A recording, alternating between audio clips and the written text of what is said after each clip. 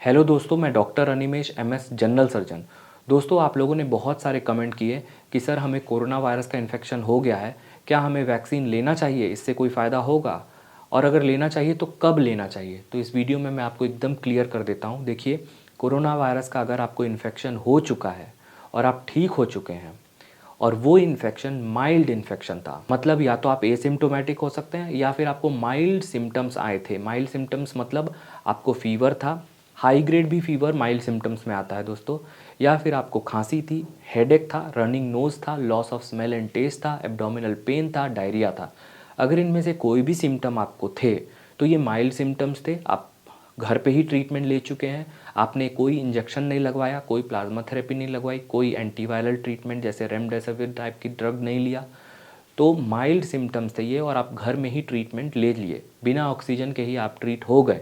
तो mild cases में आप वैक्सीन ठीक होने के यानी सिम्टम्स जाने के 14 दिन के बाद जाकर कोविड वैक्सीन, कोई भी कोरोना वायरस की कोवैक्सीन हो या कोविशील्ड हो, आप जाकर ले सकते हैं। माइल्ड सिम्टम्स अगर आपको थे, माइल्ड इन्फेक्शन था, तो माइल्ड इन्फेक्शन ठीक होने के 14 दिन के बाद, मतलब सिम्टम्स ख़त्म होने के 14 दिन के बाद आप जाकर वैक्सीन ले सकते हैं। दोस्तों, वैसे तो मेडिकल साइंस में यही कहा गया है कि आप इन्फेक्शन ठीक होने के बाद तुरंत वैक्सीन ले सकते हैं, लेकिन इंडियन गवर्नमेंट ने रूल बनाया है कि ठीक होने के 14 दिन के बाद ही आप वैक्सीन लें, क्योंकि इससे क्या होगा, कोविड सेंटर पर भीड़ कम लगेगी और जब वो 14 दिन के बाद जाएंगे ठीक होने के, तो वो इन्फेक्शन दूसरों को नहीं फैलाएंगे। अगर तुरंत ठीक होने के बाद चले गए तो हो सकता है वो ठीक हो गए हों, लेकिन हो सकता है उनके अंदर वायरस का इन्फेक्शन हो और वो दूसरों को फैलाएं। इसलिए ले तो सकते हैं आप, लेकिन आपको 14 दिन के बाद लेना है। गवर्नमेंट ने ये रूल बनाया है, तो आप ठीक होने के 14 दिन के बाद ही लें।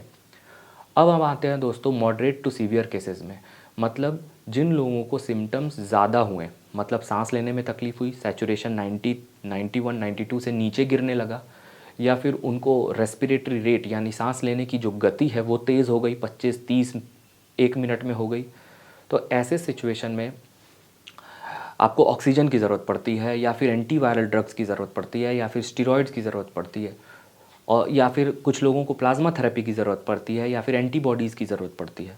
तो ऐसे लोगों को ट्रीटमेंट के 2 से 3 महीने के बाद कोरोना वायरस की वैक्सीन लेना चाहिए।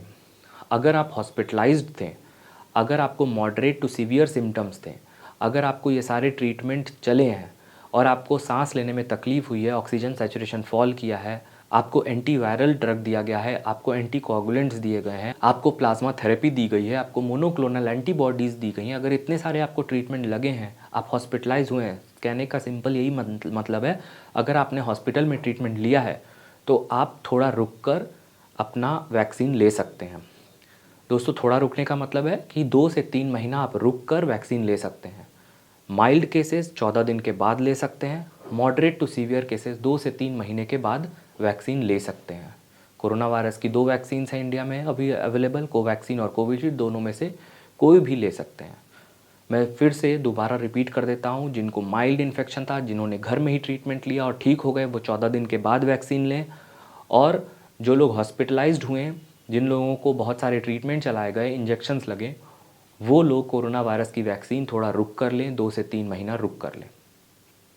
दोस्तों, इस तरह की जानकारी और भी आपको हमारे चैनल पर मिलती रहेगी। वीडियो को अधिक से अधिक शेयर कीजिए ताकि सभी को जानकारी मिले। मिलते हैं दोस्तों नेक्स्ट वीडियो में, तब तक के लिए टेक केयर।